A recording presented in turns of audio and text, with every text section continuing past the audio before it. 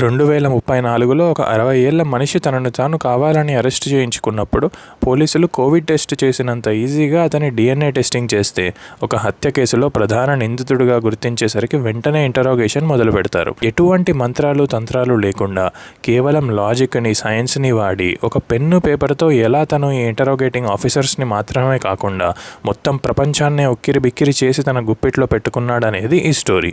Arrest చేసిన మరుక్షణం ఇతను ఆ పోలీసులని ఒక పెన్ను పేపర్ ఇవ్వమని ఎంత బతిమారినా వాళ్ళు ఇవ్వరు, మర్డర్ సస్పెక్ట్ అనే భయంతో. ఇంకా ఇంటరోగేషన్ స్టార్ట్ చేసి అసలు ఆ మర్డర్ చేసిన వ్యక్తి ఎవరు, ఆ స్టోరీ ఏంటి, ఎందుకు ఇలా కావాలని దొరికిపోవటం అని పోలీసులు అడక్క ఇతను పోలీసులకి ఒక్కటే చెబుతాడు, నన్ను అరెస్ట్ చేసిన ఆఫీసర్స్ నా ఇంటి తాళం చెవి తీసుకుని వెళ్లారు, వాళ్ళని పొరపాటున కూడా నా ఇంట్లో ఏదీ టచ్ చేయొద్దని చెప్పండి, ఇంకా నాకు ఒక పెన్ను పేపర్ ఇవ్వండి ప్లీజ్ అంటాడు. కట్ చేస్తే ఇతన్ని అరెస్ట్ చేసిన ఆఫీసర్స్ ఇతని రూమ్లోకి వెళితే కొన్ని వందల కొద్ది హార్డ్ డ్రైవ్లు, కంప్యూటర్లు, వైర్లతో నిండిపోయిన ఇతని రూమ్లో నుంచి ఒక బజ్జింగ్ సౌండ్ వింటారు. ఇంటరోగేషన్ మొదలు పెడితే 1994లో ఇతను ఒక గేమింగ్ కంపెనీలో పనిచేసేవాడని, కొత్తగా వచ్చిన గేమ్స్ని ఆడి వాటి రివ్యూ రాసి రేటింగ్ ఇచ్చి పబ్లిష్ చేయడం ఇతని జాబ్ అని చెబుతాడు.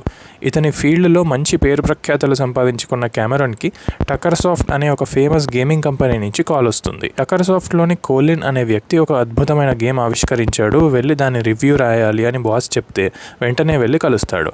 అతనేమో ఇదొక గేమ్ కాదు, ఇది రియల్ లైఫ్ సిమ్యులేషన్ లాంటిది అంటే ఇతనికి అర్థం కాదు. ఇందులోని థ్రాంగ్లెట్స్ అనేవి ప్రపంచంలోనే మొట్టమొదటి డిజిటల్ జీవులని, వీటికి సొంత ఆలోచనలు, ఎమోషన్స్ ఉంటాయని, వాటంతటవే ప్రోగ్రామ్ చేసుకొని బెటర్ అవ్వగలవని, మనుషులతో ఫ్రెండ్షిప్ కూడా చేయగలవంటూ ఎక్స్ప్లెయిన్ చేస్తుంటే ఇతని ఎక్సైట్మెంట్, ఆనందం కట్టలు తెంచుకుంటాయి.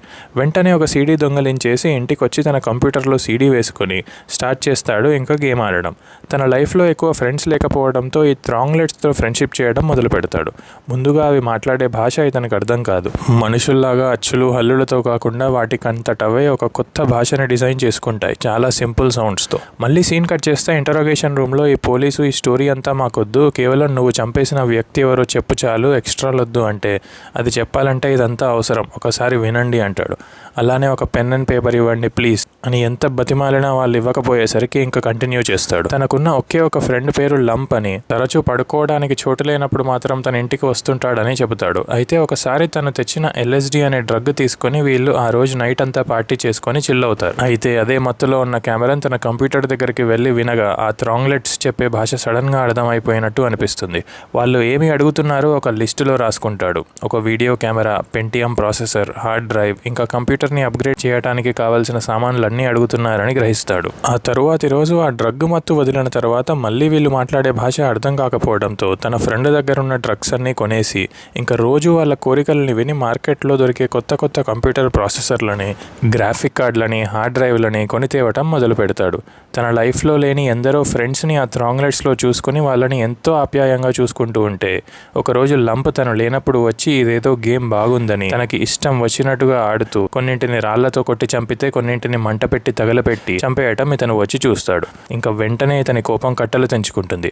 వీళ్ళిద్దరికీ ఒక పెద్ద గొడవ జరుగుతుంది. రక్తాలు వచ్చేలా ఒకళ్ళనొకళ్ళు బాదుకుంటూ ఉంటే ఆ థ్రాంగ్లెట్స్ కూడా భయంతో వణికిపోతూ చాటుగా నించొని చూస్తూ ఉంటాయి స్క్రీన్ అవతల నుంచి. అలా జరిగిన గొడవలో లంప్ని తానే చంపినట్టు, ఆ బాడీని మాత్రం రంపంతో ముక్కలు ముక్కలుగా కట్ చేసి తానే ఈ సూట్ కేసులో పెట్టి విసిరేసినట్టు తాను ఇంటరోగేషన్ చేస్తున్న పోలీసులకు విషయం చెబుతాడు. కానీ వాళ్ళకు ఒక్క విషయం అర్థం కాదు. ఎప్పుడో చేసిన హత్యకి ఇప్పుడు కావాలని దొరికిపోవడం ఎందుకు, అసలు నీ ఎండ్ గేమ్ ఏంటి అని అడగ్గా తాను ఒక మెసెంజర్ని మాత్రమే అని, కంప్యూటర్లోని డిజిటల్ జీవాలు తనలో మమేకమైపోయాయని చెబితే ఒక పిచ్చోడిలా చూస్తారు. వెంటనే తల వెనక్కి తిప్పి తనకు తానే చేసుకున్న సర్జరీని చూపించి ప్లగ్ అండ్ ప్లే అంటాడు. వీళ్ళ మైండ్ పోతుంది అది చూసి. ఇంకా చెబుతాడు స్టోరీ. నేను ఈ జీవాలతో మాట్లాడుతున్న కొద్దీ వాటి వొకాబులరీ డెవలప్ చేసుకున్నాయి. మనుషుల లాంగ్వేజ్ చాలా ఇన్ఎఫిషియంట్ అని, కొన్ని వారాల తరబడి రీసెర్చ్ చేస్తే తెలుసుకోవాల్సిన కాన్సెప్ట్స్ని చిటికెలో ఈ జీవాలు అర్థమయ్యేలా ఎక్స్ప్లెయిన్ చేసేస్తాయని, మాట్లాడుకొని తెలుసుకోవాల్సిన కాన్సెప్ట్స్ అన్నీ నేను మాట్లాడి తెలుసుకున్నానని ఏదో మోక్షం పొందినట్టుగా మాట్లాడతాడు.